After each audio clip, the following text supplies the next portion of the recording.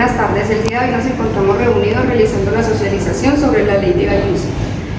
Nuestro grupo está conformado por Diana Milena Mondragón, Sebastián Mora, Angie Lorena Mesa y quien está detrás de cámaras, Angie Mosquera. Bueno, vamos a hablar sobre el Gay-Lussac. Este nace el 6 de diciembre de 1738 en Francia. Ese es un físico químico francés, el cual es conocido en la actualidad por su gran contribución a la ley de los gases. También hay que mencionar que en 1809 contrae matrimonio con Jeremy Reynolds, con la cual tuvieron 5 hijos. Lamentablemente, el 9 de mayo de 1850 fallece a sus 71 años de edad. Bueno, ahorita vamos a hablar sobre el volumen y la temperatura. Se establece que si el volumen de una cantidad de gas aumenta o disminuye, es proporcional a su temperatura, si el volumen es constante. En pocas palabras, esto quiere decir que si la temperatura aumenta, la temperatura del gas aumenta, la presión también. Y si la temperatura disminuye, pues la presión del gas también disminuye, si el volumen se mantiene constante. A continuación vamos a hablar sobre qué sucedió en 1802. Entonces, en 1802, Gay-Lussac fue el primero en formular la ley según la cual un gas se expande proporcionalmente a su temperatura, si la presión se mantiene constante, o que si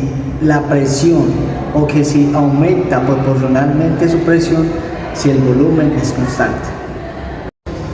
Frecuentemente llamada la ley de Gay, es una de las leyes de los gases ideales que relaciona el volumen y la temperatura a una cierta cantidad de gas ideal, manteniendo una presión constante mediante una constante de proporcionalidad directa. La ley de Gay que relaciona la presión y la temperatura es P1 sobre T1 es igual a P2 sobre T2, donde P1 es la presión inicial, P2 es la presión final, T1 es la temperatura inicial absoluta, P2 es la temperatura final absoluta. Magnitudes maneja la ley de Gay. Estas leyes se refieren a cada una de las variables que son presión, volumen y temperatura absoluta. Ahora vamos a realizar un pequeño experimento sobre la ley de Gay-Lussac. En este vamos a utilizar un corcho, un tubo de ensayo, agua, un alicate para sostener el tubo, una vela y una candela.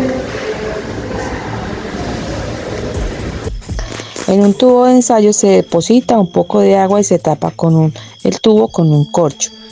Luego se empieza a calentar el tubo con una vela. El gas que había dentro del tubo, el vapor generado por el agua y el aire, empezará a expandirse. Se necesitará una vía de escape, así que el corcho saldrá volando y el gas ya podrá salir tranquilamente.